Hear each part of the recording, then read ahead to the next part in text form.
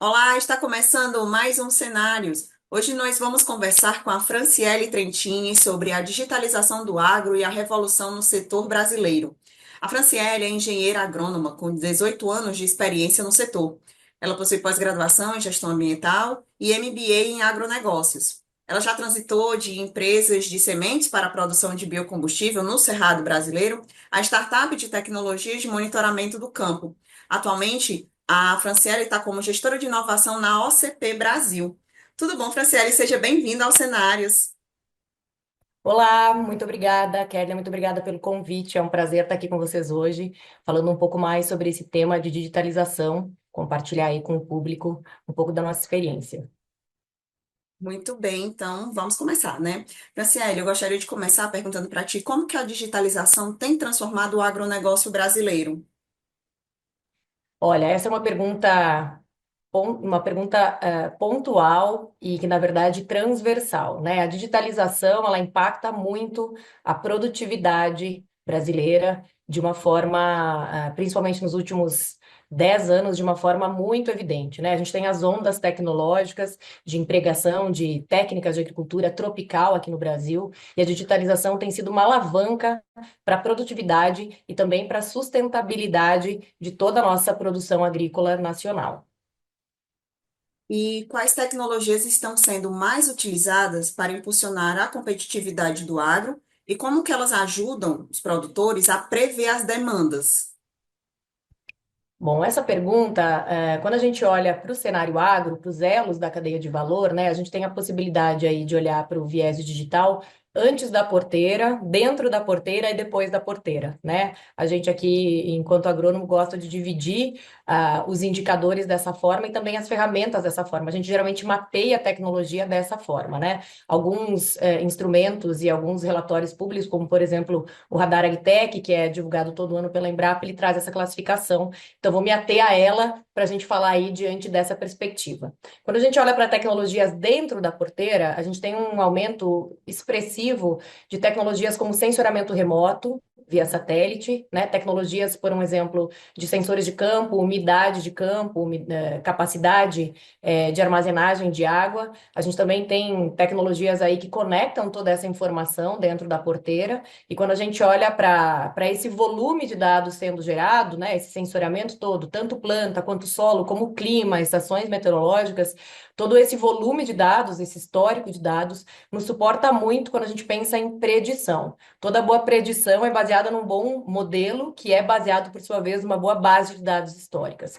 Então, esse sensoriamento todo da lavoura, né, e no Brasil aí as questões de conectividade cada vez mais sendo sendo organizadas, né, e sendo ultrapassada essa barreira de conectividade, seja por sensoramento via satélite, seja por implementação de redes de rádio, por um exemplo, faz com que esses dados consigam ser armazenados e consolidados de forma a gerar a curva preditiva. Então, o diagnóstico, ele é fundamental para uma ação de curto prazo, mas todo o registro e armazenagem desse dado, ela é indispensável para a geração de modelos que nos traz aí predição de aplicação, por um exemplo, de insumos e defensivos dentro da porteira, no momento certo, na dose certa, né, o produto certo e também com o equipamento certo. Então, a agricultura de precisão, né, a agricultura digital, esse conceito de agricultura 4.0, que a gente falou aí, né, sobre a digitalização no início, elas se fundem, né, com digital e agricultura 4.0,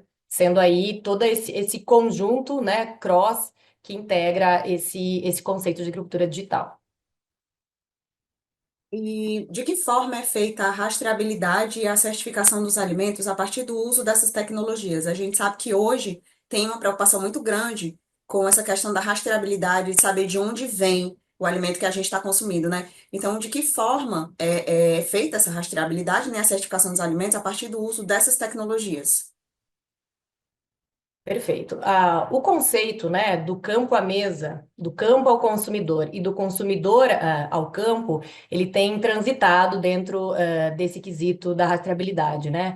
Então, sensoramento remoto, que a gente traz aí como identificação da origem do alimento, até todas as informações, né, os dados de informação, se fala muito em interoperacionalidade em toda essa cadeia, né? Quando a gente pensa em produção, a originação, a indústria, o transporte depois de novo ao consumidor final e o consumidor final, todo esse conceito de rastreabilidade, ele acaba gerando muito mais transparência e muito mais segurança, e no final do dia, o consumidor espera é saber a origem do seu alimento, né? Essa é uma demanda cada vez mais crescente em mercados europeus e também em mercados latino-americanos, quando a gente pensa aqui eu vou citar um objetivo do desenvolvimento sustentável, né, que é o consumo e produção responsáveis. E não tem como você fazer isso se você não tiver uma informação coesa, né, é, totalmente segura, totalmente rastreável, para que você saiba especificamente a origem da carne que você consome, a origem do grão que você consome e todas as outras informações que se conectam aí, desde o produto que foi usado, da semente que foi usada, né, quando a gente pensa em certificação das mais diversas, desde um alimento orgânico, um alimento de uma origem específica, né? Uma produção análoga ao trabalho escravo, por um exemplo, a gente precisa de toda essa auditoria, que nada mais é esse processo todo de certificação, passo a passo, nos elos da cadeia. E no caso do desperdício de alimentos, né? Como que a análise de dados ela pode evitar esse desperdício e melhorar a eficiência da produção? Bom, quanto melhor a gente monitora a nossa produção, melhor a gente se prepara. A gente se prepara tanto para oferta e demanda, que vem aí muito ditada por mudanças climáticas, eventualmente, quando a gente tem previsibilidade de estiagem, a gente consegue se preparar melhor em relação a isso, dentro da porteira, desde timing, né, janela de plantio, até especificamente materiais mais resistentes, com mais ou menos tecnologia embarcada. Então, agronomicamente, a gente consegue tomar decisões para evitar desperdícios desde a originação, desde a semente, né, desde a origem do campo. A gente também pode entender melhor o nosso sistema e a nossa capacidade de armazenagem e escoamento da produção. Hoje no Brasil a logística é um gargalo, né? Hoje. É um problema, é uma questão de infraestrutura do nosso país, tem muita ação sendo feita, tem muita tecnologia aí sendo feita também, sendo empregada, então a rastreabilidade nos ajuda com essa previsibilidade de entrega desse alimento. E por fim, né, não menos importante, entender o destino final desse alimento e como o consumidor de fato enxerga valor nesse alimento entregue para ele de uma maneira totalmente auditável, né, totalmente rastreável. Então, a rastreabilidade, junto com a predição, nos ajuda desde uma tomada de decisão com que material, tecnologia eu emprego no campo, como e qual o melhor timing para eu distribuir essa tecnologia e para que mercado especificamente, onde tem uma maior demanda para que esse alimento seja uma commodity, ou seja, então um alimento, né, que pode ser sazonal, em termos de consumo, né, a gente pode posicionar melhor no mercado. No caso da proteção de dados, né, da segurança. Como que o blockchain pode garantir mais transparência e segurança na cadeia de produção de alimentos? Bom, o blockchain é uma tecnologia, né, onde a tradução literal é um bloco de informação, onde a gente registra um conjunto de informações realizadas a partir de um histórico de dados, e ela tem uma integridade na sua segurança que se chama, né, imutabilidade. Então, tem um nível de segurança e transparência muito forte em cada elo dessa interoperacionalização da cadeia de valor do agro. Então, esse tipo de certificação, né, o blockchain, ele agrega muito valor em certificações, né, em certificações de sustentabilidade e abre muitas portas para novos mercados também, né, e inclusive demandas de clientes, quando a gente pensa em agro de países aí como China, enfim, o próprio bloco europeu que demanda contratos, né, rastreabilidade total do elo da cadeia para commodities, para grãos específicos, ou então para culturas como café, por um exemplo, como cacau, a gente vê muito forte essa questão do blockchain, da demanda sendo aplicada, né? No caso da soja, ou então de outras commodities que são rastreáveis, Também. Então, essa imutabilidade da informação, né, do blockchain, ela traz para a gente esse extra de segurança, onde de fato a gente consegue rastrear elo por elo, intercontratos, toda a operação do campo à mesa.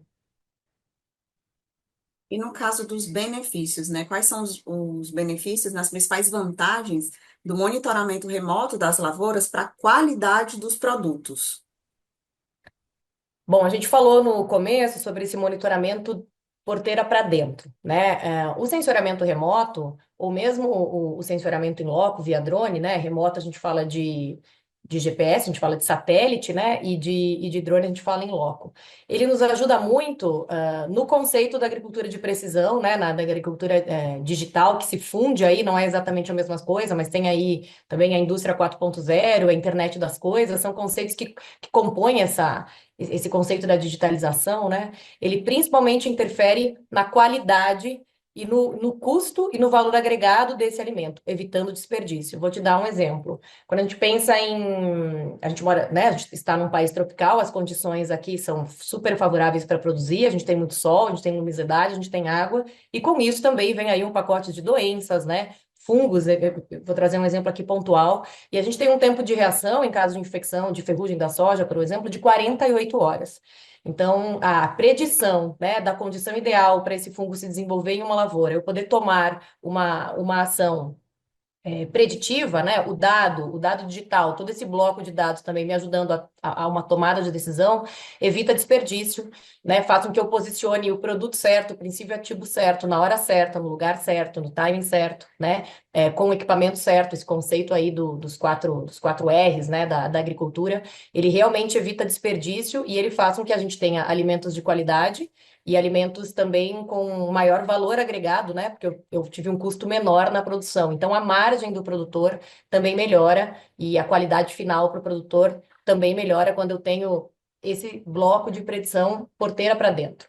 Quando eu saio da porteira e vou para a parte logística, né? Vou para a parte de transição desse insumo, dessa commodity, eventualmente, eu estou falando de toda uma cadeia, né, de portos, toda uma cadeia, eventualmente, de malha rodoviária, de malha ferroviária, que eu também preciso entender qual é a disponibilidade, qual é meu potencial, e não ficar, por exemplo, parado numa fila de porto esperando, eventualmente, o timing ideal para o escoamento. Tudo isso é custo, né? Então, quando a gente pensa em desperdício, quando a gente fala em sustentabilidade, a gente sim está falando da qualidade, integridade nutricional, eventualmente, do alimento ou da commodity que vai ser processado, mas também da sustentabilidade, né, no bolso do produtor e de todos os outros integrantes do elo da cadeia, para que seja um alimento rentável e sustentável, no final do dia para todos os envolvidos.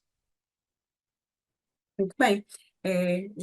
Você falou dos benefícios, né? Agora, Franciele, eu gostaria que você falasse para a gente quais são os principais desafios que os produtores enfrentam para adotar essas tecnologias em larga escala.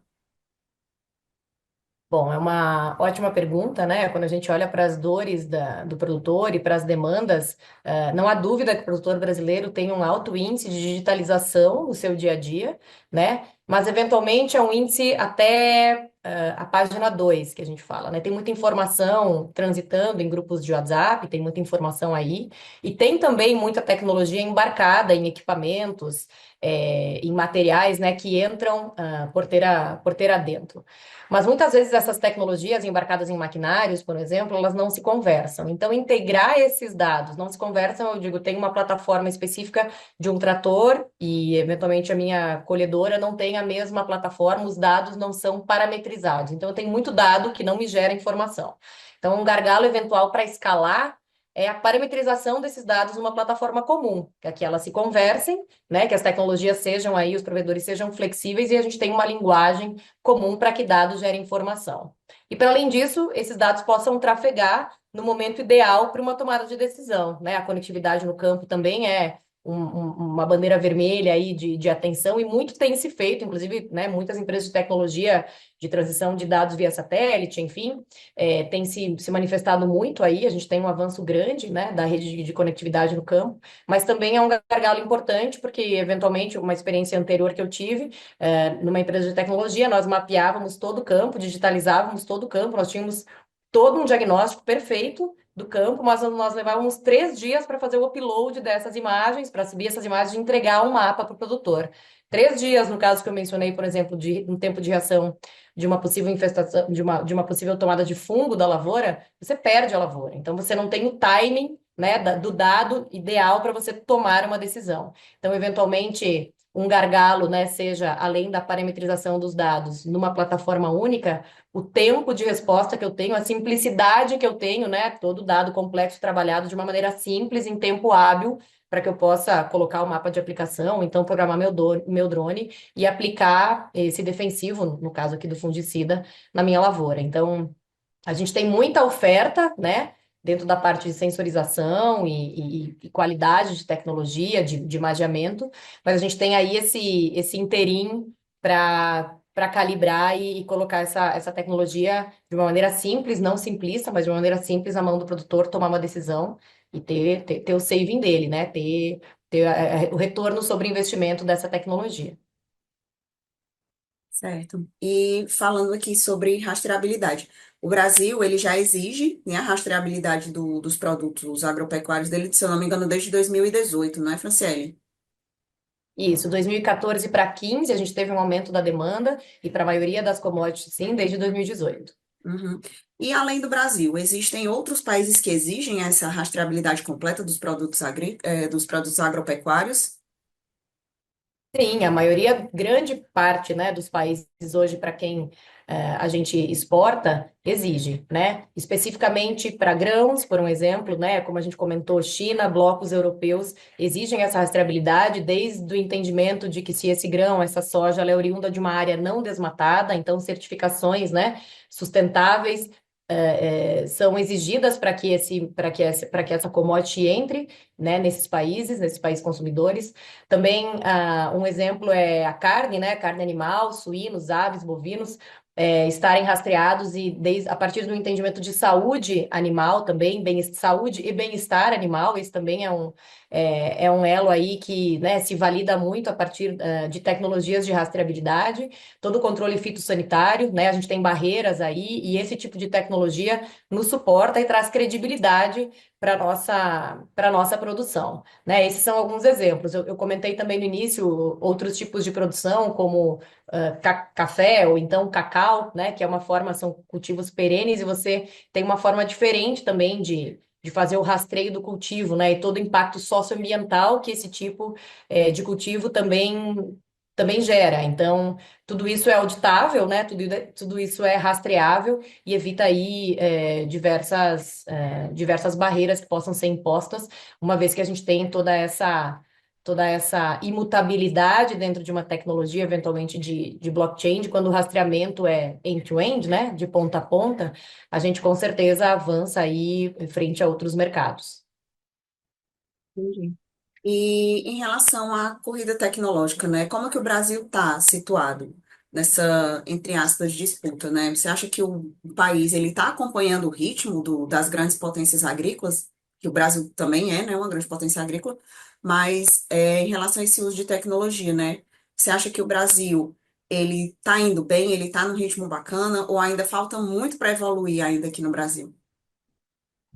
Olha, o país é uma agtech nation por natureza, né? Eu sou suspeita, eu trabalhei em startups antes da minha jornada aqui e eu acredito muito, né, pelo monitoramento que a gente tem, em sermos um país extremamente potente em produção. Como a gente mencionou, a tecnologia de tropicalização, nós somos líderes, porque de cultivo em países tropicais nós conhecemos, então grandes empresas de pesquisa e tecnologia, como a Embrapa, dentre outras aí, Embrapa um grande, né, uma grande inspiração para todos nós, nos coloca nessa posição, né, líder de produção de alimentos, né, líder na segurança alimentar. E quando a gente pensa em adoção de tecnologia, os produtores brasileiros adotam, né, dados aí de consultorias, adotam mais tecnologia que o produtor americano. por um exemplo. Né? Só no ano de 2023, o último censo de startups também feito com a Embrapa, a gente tem mais de 1.500 startups, que é uma demanda mesmo de tecnologia dentro do país, né? Muitas das nossas startups nascem falando português, porque a demanda no mercado interno já é grande o suficiente.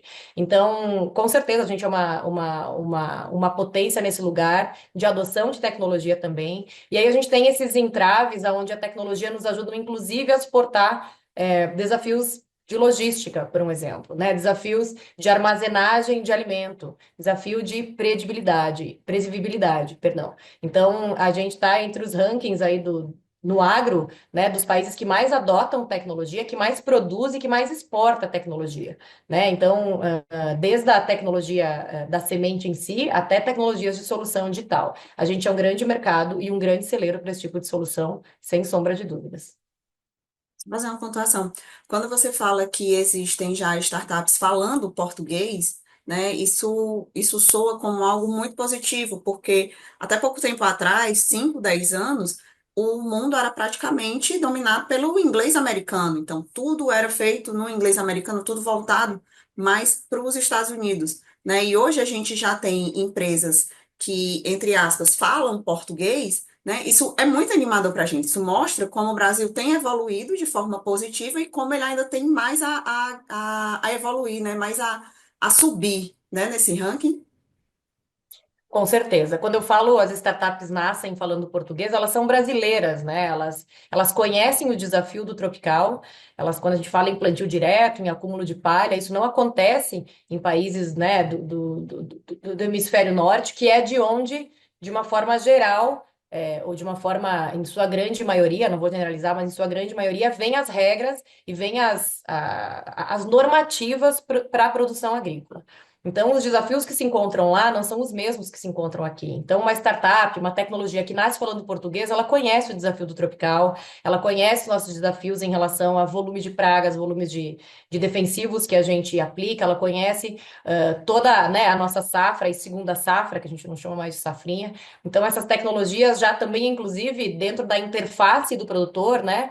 Se traduza, as palavras já são colocadas ali no front-end em português, você já tem todo uma pegada, eu vou falar em inglês aqui agora, mas que a gente chama de user-friendly, né? Uma pegada muito mais made in Brasil com S. E isso, eu particularmente acredito que é muito positivo.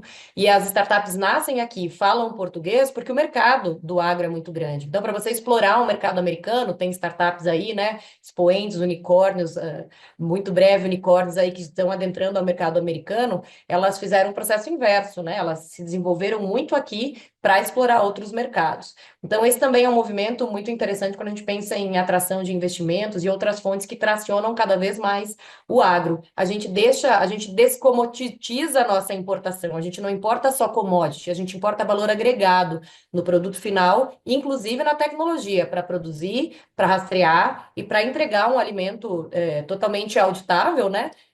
Onde a gente promove aí consumo e produção responsável, atraindo cada vez mais mercados exigentes, além do interno, mercados europeus, enfim, chineses, com todas as suas demandas pontuais. Certo. E pegando carona nessa questão da evolução, né, do Brasil no agronegócio, né? Na sua visão, como será a agropecuária brasileira, né? Como será o agronegócio brasileiro nos próximos 10 anos com essa digitalização do setor? A gente falou agora há pouco, né, sobre o quanto o Brasil evoluiu a ponto de já ter empresas, né, startups falando português, né, desenvolvidas aqui no Brasil, que isso já é um avanço, né, considerável. E então, daqui a 10 anos, o que é que a gente vai ter, Franciele? Olha, essa é uma pergunta em tempos de mudanças rápidas, exponenciais. Eu vou partir de um princípio do que eu gostaria, assim, de como eu imagino e acreditando muito no potencial e vivenciando isso aí há mais de 15 anos muito de perto. Eu acredito numa. Somos um país diverso, né? Somos um país e uma potência biodiversa. Então, eu acredito numa atividade agropecuária muito mais conectada, ainda muito mais sensorizada com dados, né, ainda muito mais trabalhados, gerando valor para o produtor e com muito mais diversificação. Eu acredito muito que a nossa potência também é em sermos diversos. Então, possibilidades de ainda novos mercados, né? E agregação de valor às nossas commodities é um caminho sem volta, né? A gente tem exemplos aí da cadeia do algodão, por um exemplo, que sendo rastreáveis da pluma até a jaqueta, né? A alta costura que se vende no consumidor final, agregando muito valor. Produtores brasileiros, né, que já entenderam e já se certificam dessa forma e deixam de ser apenas exportadores de uma pluma de altíssima qualidade, mas também de produtos acabados, né, levam a sua credibilidade para grandes marcas em mercados nacionais e internacionais. Então, eu vejo um agro muito mais conectado, muito mais diverso, né? E com menos desperdício. A gente hoje é um grande celeiro de produtor de alimentos e tem aí questões como fome, né? Problemas muito críticos assolando aí boa parte da população. Não faz sentido, né? Eu acredito que se a gente usar isso a nosso favor para nos conectarmos, evitar esse desperdício e agregar valor, né, para a nossa atividade agrícola, que hoje já representa mais de 25% do PIB nacional, a gente só tem a crescer e a distribuir todo esse valor que o agro gera. Então, eu vejo a gente mais conectado, cada vez mais diverso, e cada vez mais, embora tecnológico, né, quando a gente pensa na questão da fome e outros pontos, muito mais humanizado. Eu acho que essa é uma tendência do digital. A gente se humaniza com ele, porque as questões ficam muito mais afloradas, e eu acho que isso também nos provoca a buscar solução e cada vez mais consumir de uma maneira e produzir de uma maneira responsável. É isso que eu vejo, e aí eu deixo aqui, né, o disclaimer que também é um viés do que eu espero que a digitalização continue sendo essa ferramenta para nos tornarmos cada vez mais autossuficientes e nos mantermos essa potência.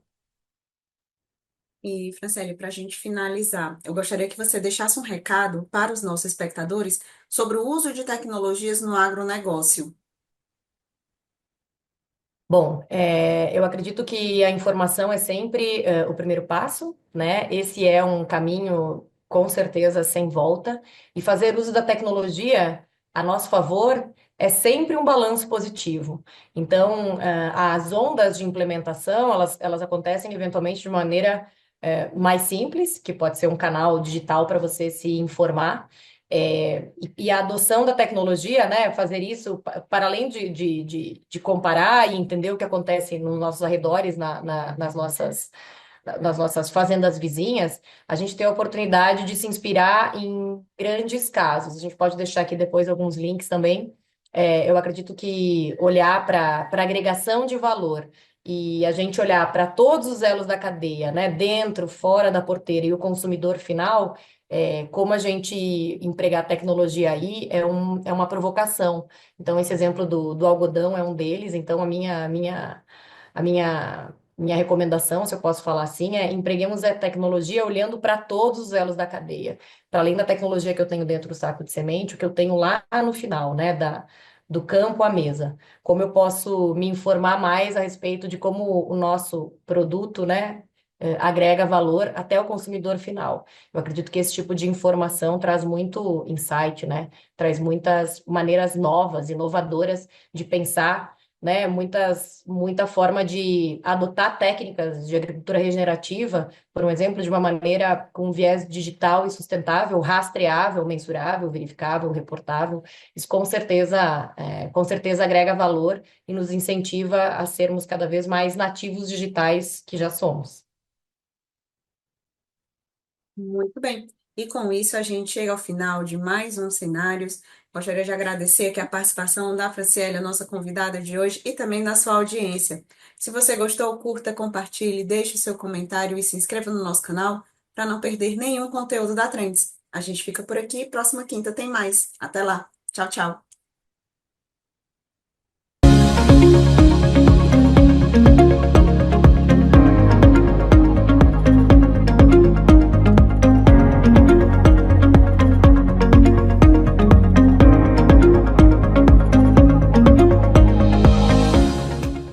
Inscreva-se no nosso canal, ative o sininho e fique por dentro dos melhores conteúdos.